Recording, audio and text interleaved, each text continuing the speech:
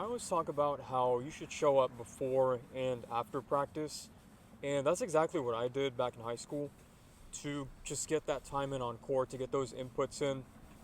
Basically, what I did, and I wasn't able to, even though I said to go before school, I wasn't able to go before school all the time, but I did stay before and after practice. To give you an idea, to give you context, it was a time period right before practice where I had like an hour and a half basically to myself. And of course, I used that time to go on court, and it was pretty much just me. Occasionally, I had one of my mentors come out to hit with me, but most of the time it was just me. So what I would do is I would go out. Thankfully, there were baskets of balls already laid out from the morning practice. So I would go and, of course, practice my serve. It was great to get that time practicing my serve, and I recorded my serve too. That's something that, because there's no coach out there to tell me the technical advice. So with the knowledge I had at the time, of course, I wish I had a coach, but at the time, I would just record video, serve, watch the video back, try to improve, see, I'd take it at multiple angles just to see. And yeah, the other thing I would do too is just a bunch of shadow swings. So I would go on the baseline and just practice going from side to side, having a split step. And I go here, split step, here. And that's how I was able to cover the court super quick as well, because I just did a million runs of just literally running from side to side of the court with that footwork and shadow swings. There's also a part of the shed where we keep all the storage. I had a little bit of wall there that I hit against.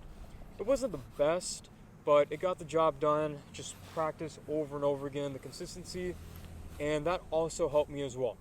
Again, it wasn't the best wall, so it was kind of hit or miss. And that kind of went for this practice in general, before practice, before the actual team practice. But I knew, and it gave me more confidence knowing that I was working harder than any other person out there, because I was pretty much the first one on court, right? I was the first one on court. Then, of course, during the school practice, that happened. Did our thing there.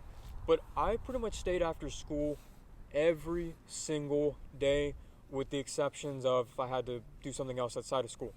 So I stayed after practice every single day. I tried to hit with as many high level players as I could, but and I was a coach at the time too, not to the extent I was now, but I was a leader on court, and I tried to show that by hitting with some of the more lower level players on the JV team, because they had this idea that, and I was number one at the time, or number one, number two, kind of battling for the spot.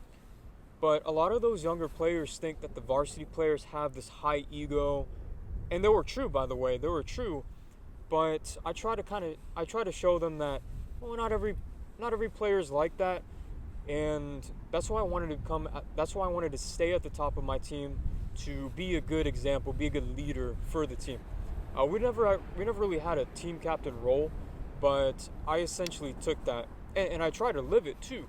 That's why I was trying to be friendly with everyone on the team, hit with them after school, and of course, obviously, it's more beneficial for me to hit with the higher level players, but in a way, I got more fulfillment from working with all those players and just showing that, I'm an alright guy, I'm pretty cool, I'm here for you, and yeah.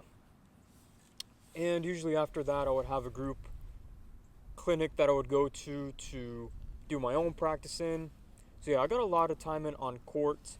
The quality assurance of that practice, whether it be self-practice or after school practice when the coach wasn't there, it was always questionable, but I did try my best to train with intent. I did try to record as much as I could, but that's why I'm glad that now, I wish I had a coach kind of what I do now and what my mentors did with the online coaching space. I wish I had that back then. So I highly recommend that you enlist a coach who you can contact on the fly, kind of like almost like a pocket coach. You can take out your phone, send them the video, they'll get back to you quickly.